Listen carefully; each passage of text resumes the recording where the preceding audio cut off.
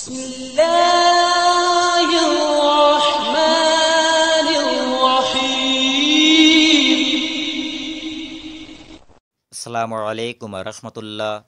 مسائل رمضان کورس میں الحمدللہ اعتکاف سے متعلق شرعی احکام آپ کو ذکر کیے جا رہے تھے۔ پچھلے آڈیو میں آپ کو اعتکاف کی فضیلت بیان کی گئی، ضمناً آپ کو یہ بھی بتایا گیا کہ اعتکاف کی تعریف کیا ہے اور اس کے کتنے اقسام ہیں۔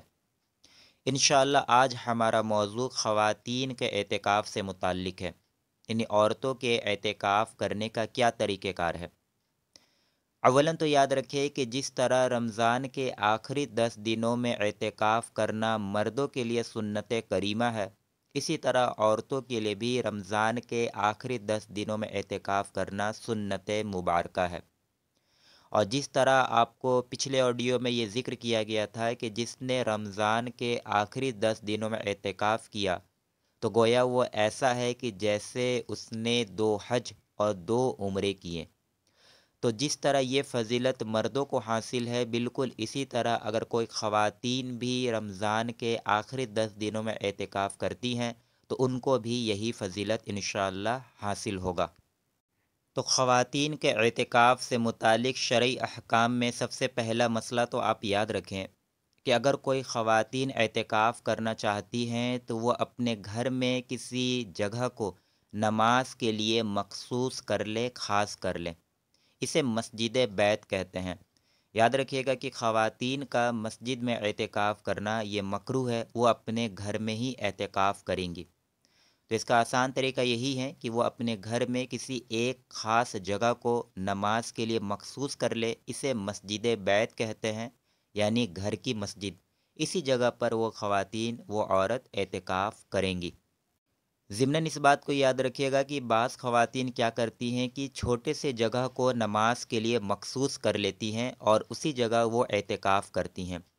تو یہ بھی درست ہے، لیکن بہتر یہ ہے کہ آپ ایک پورے کمرے کو اعتکاف کے لیے یعنی نماز کے لیے مخصوص کر لیں۔ تو اس کا فائدہ یہ ہوگا کہ جب آپ پورے کمرے کو نماز کے لیے مخصوص کر لیجئے گا تو پورا کمرہ مسجد بیت کہلائے گا، تو پھر اس پورے کمرے میں آپ کہیں بھی آ جا سکتے ہیں دوران اعتکاف، یعنی دوران اعتکاف کے دوران اس پورے کمرے میں آپ کہیں بھی آ جا سکتے ہیں۔ اگر اس کمرے میں پلنگ ہے تو اس بیڈ پر بھی آپ بیٹھ سکتے ہیں، صوفہ ہے تو اس پر بھی آپ جا کر بیٹھ سکتے ہیں۔ لیکن اگر ایک چھوٹے سے جگہ کو اگر آپ اعتکاف یعنی نماز کے لیے مخصوص کر لیں گے تو پھر اسی جگہ میں آپ کو پورا دن بیٹھے رہنا ہوگا، تو تھوڑا مشکل ہوگا، مشقت ہوگا اس میں۔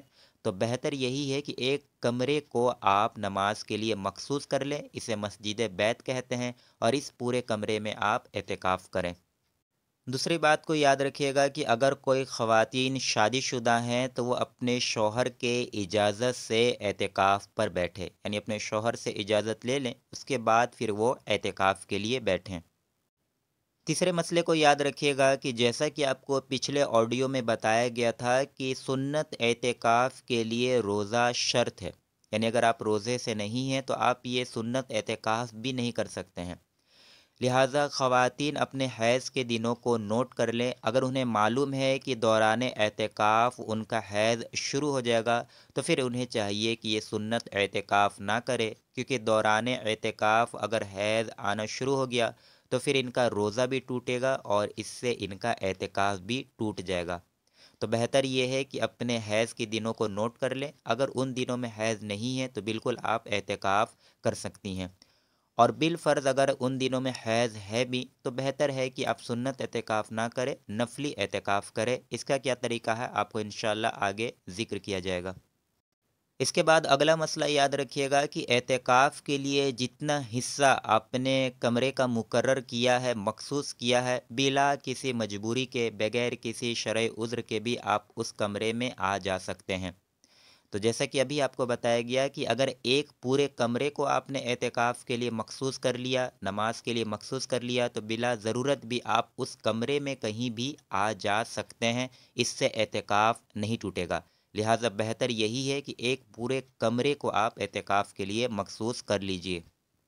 پھر اس کے بعد اگلا مسئلہ یاد رکھیے گا کہ بلا ضرورت यानी बगैर किसी ज़रूरत के अपने जाए एतकाफ़ से उठना ये जायज़ नहीं है।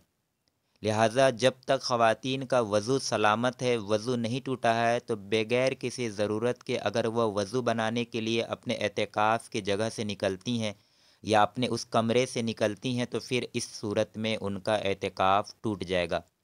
तो जब तक उनका वज़ू सलामत है तो वो अपने जाए एतकाफ़ यानी एतकाफ़ की जगह में ही रहेंगी।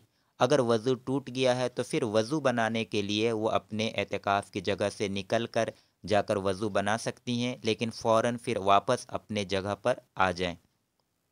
फिर इसके बाद अगला मसला याद रखिएगा गुस्ल से मुताल्लिक़, कि सिर्फ़ ठंडक हासिल करने के लिए ख़वातीन का गुस्ल के लिए जाना ये दुरुस्त नहीं है, जायज़ नहीं है, इससे एतकाफ़ टूट जाएगा। हाँ, अगर किसी ख़वातीन पर दौरान एतकाफ़ गुस्ल वाजिब हो गया तो फिर तो गुस्ल के लिए अपने एतकाफ़ की जगह से निकलना बिल्कुल दुरुस्त है, बल्कि ये तो ज़रूरी है कि जाकर वो गुस्ल करे, तभी तो वो नमाज़ पढ़ेंगी। तो इस वजह से तो गुस्ल के लिए निकलना तो बिल्कुल जायज़ है कि वो गुस्ल करें और फ़ौरन अपने एतकाफ़ की जगह में आ जाएँ।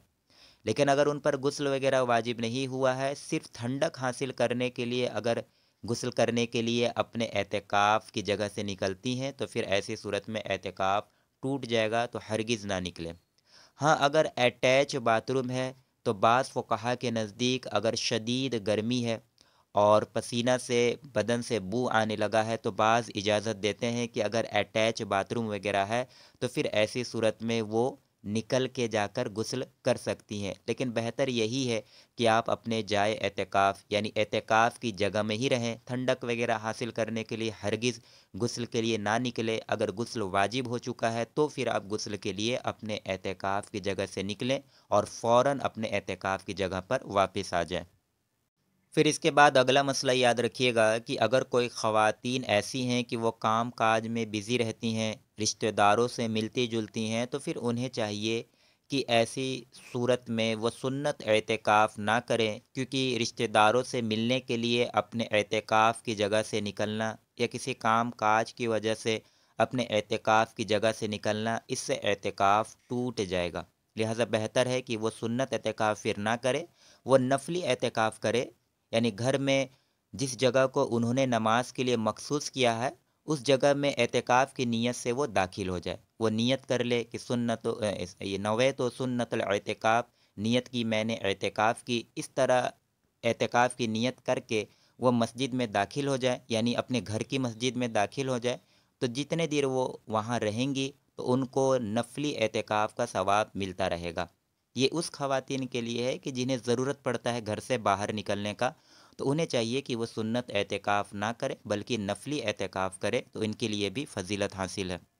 फिर इसके बाद अगला मसला याद रखिएगा कि अगर कोई ख़ातून एतकाफ़ करना चाहती हैं, यानी सुन्नत एतकाफ़ करना चाहती हैं, लेकिन उन्हें पका कर देने वाला कोई घर में मौजूद नहीं है, या छोटे-छोटे बच्चे हैं वो पकाना नहीं जानते हैं, तो फिर ऐसी सूरत में भी वो एतकाफ़ कर सकती हैं और ज़रूरत के मुताबिक वो अपने एतकाफ़ की जगह से निकल के जाके खाना वगैरह पका सकती हैं, लेकिन फ़ौरन फिर अपने एतकाफ़ की जगह में वापस आ जाएँ।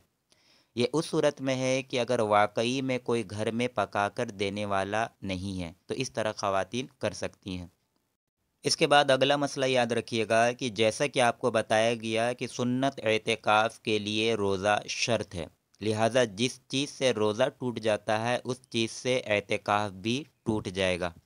लिहाजा अगर कोई ख़वातीन एतकाफ़ में बैठी हुई थीं और दौरान एतकाफ़ अगर उनको हैज़ आना शुरू हो गया, तो फिर इस सूरत में चूँकि रोज़ा भी उनका फ़ासिद हो गया, लिहाजा एतकाफ़ भी उनका टूट जाएगा। बाद में इस एक एतकाफ़ के बदले वो, यानी जो एतकाफ़ इनका टूट चुका है, इसके बदले एक कज़ा करेंगी। अच्छा, बाज़ लोग यहाँ पर ये समझते हैं कि आखिरी रमज़ान के आखिरी 10 दिनों का एतकाफ़ होता है। अगर 5वें रमज़ान यानी 5वें दिन अगर एतकाफ़ टूट गया, तो जो 5 बचा हुआ था उतने का क़ज़ा करना होगा, तो ऐसा नहीं है। आखिरी 10 दिनों में जब भी आपका एतकाफ़ टूट जाए, तो सभी के बदले सिर्फ़ एक क़ज़ा करना होता है, यानी एक एतकाफ़ की क़ज़ा आप करेंगे। जितने बचे हुए थे उतने का क़ज़ा नहीं करना होता है। लिहाजा इसका तरीक़ेकार ये है कि अगर किसी ख़वातीन का एतिकाफ़ टूट गया रोज़ा टूटने की वजह से या हैज़ आने की वजह से, तो फिर इसका तरीका ये है कि उसी रमज़ान में या रमज़ान के बाद किसी भी महीने में वो किसी एक दिन रोज़ा रखें और पूरा दिन यानी रोज़े की हालत में पूरे दिन उसी जगह यानी जिस जगह को उन्होंने नमाज के लिए मखसूस किया है, जिसे मस्जिद बैत कहते हैं, उस जगह में पूरे दिन वो एतिकाफ़ की नीयत से बैठ जाएं, तो इस तरह उनका क़ज़ा पूरा हो जाएगा। इसके बाद अगला मसला याद रखिएगा कि दौरान एतिकाफ़ ख़वातीन बातचीत बिल्कुल कर सकती है। जिस तरह की पिछले ऑडियो में बताया गया था आपको कि अच्छी बात करना तो हर वक्त दुरुस्त है और बुरी बात करना तो हर वक्त ममनू है, मना है। लिहाजा कोई ख़ातून अपने एतिकाफ़ की जगह में रहते हुए अगर ज़रूरत के तहत बातचीत करती हैं तो इससे एतिकाफ़ पर कोई फ़र्क नहीं पड़ेगा। अगर मसाइल वगैरह पूछती हैं तो बिल्कुल पूछ सकती हैं, या अगर मसाइल वगैरह बयान करती हैं तो बिल्कुल वो किसी को मसला वगैरह भी बता सकती हैं, ज़रूरत के तहत बातचीत भी कर सकती हैं, इससे एतिकाफ़ पर कोई फ़र्क नहीं पड़ेगा। हाँ, ये ज़रूर है कि फ़िज़ूल बातों में मशगूल ना हों, बल्कि कोशिश करें कि अपना हर वक्त अल्लाह तबारक व तआला की इबादत में गुज़ारे, तो ये ज़्यादा बेहतर है। लेकिन अगर बात कर भी लेंगी तो इससे एतिकाफ़ पर कोई फ़र्क नहीं पड़ेगा। बाज़ ख़वातीन ये भी सवाल करती हैं कि क्या दौरान एतिकाफ़ शौहर से बात कर सकते हैं कि नहीं? तो बिल्कुल आप शौहर से भी बात कर सकते हैं, इसमें भी कोई हरज नहीं है। या इसी तरह जिस कमरे में ख़वातीन एतिकाफ़ कर रही हैं, तो उस कमरे में अगर घर के दूसरे रिश्तेदार आकर बैठते हैं और ज़रूरत के तहत उनसे बातचीत करते हैं, या वो मसला वगैरह पूछती हैं या मसला वगैरह बताती हैं, तो कोई हर्ज नहीं है।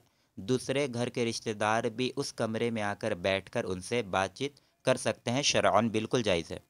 इसके बाद अभी याद रखिएगा कि दौरान एतिकाफ़ अगर कोई ख़ातून सुरमा वगैरह लगाना चाहती हैं, इसी तरह बालों में कंघी वगैरह करना चाहती हैं, तो बिल्कुल कर सकती हैं। बाज़ ख़वातीन में ये बात मशहूर है कि एतिकाफ़ के दौरान आप कंघी वगैरह नहीं कर सकते, तो ऐसा नहीं है।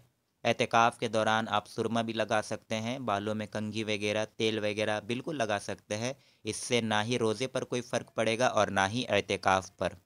फिर इसके बाद एक मसला और याद रखिएगा कि बाज़ ख़वातीन ये समझती हैं कि जिस जगह वो एतिकाफ़ कर रही हैं, उस जगह पर्दा वगैरह लगाना ये भी ज़रूरी है। तो ऐसा बिल्कुल भी नहीं है, पर्दा वगैरह लगाने की कुछ भी हाजत नहीं है। बस आप पूरे कमरे में पूरे कमरे को नमाज के लिए मखसूस कर लें और उस कमरे में आप एतिकाफ़ की नीयत से दाखिल हो जाएं और आप एतिकाफ़ करें। पर्दा वगैरह लगाने की कोई हाजत नहीं है।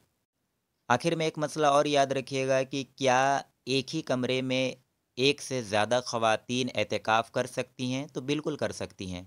यानी एक ही कमरे में अगर 2-3 ख़वातीन मिलकर एतिकाफ़ करना चाहती हैं, तो इस तरह भी करना शरअन बिल्कुल दुरुस्त है।